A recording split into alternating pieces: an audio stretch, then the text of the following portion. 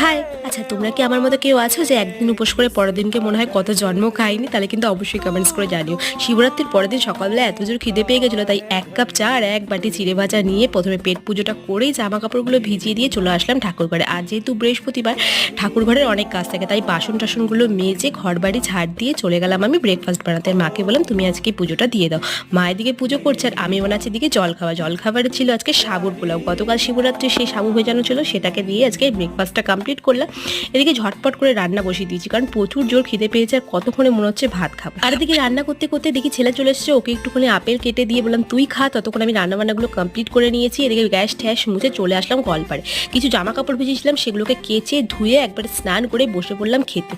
খাবারটা দেখে একটা আলাদাই শান্তি বাজে। আমি ভাত ছাড়া কি করে বাঁচে ভাই মানুষ আমরা জানি না, বাট ভাতটা খেয়ে একটা আলাদাই শান্তি পেলাম।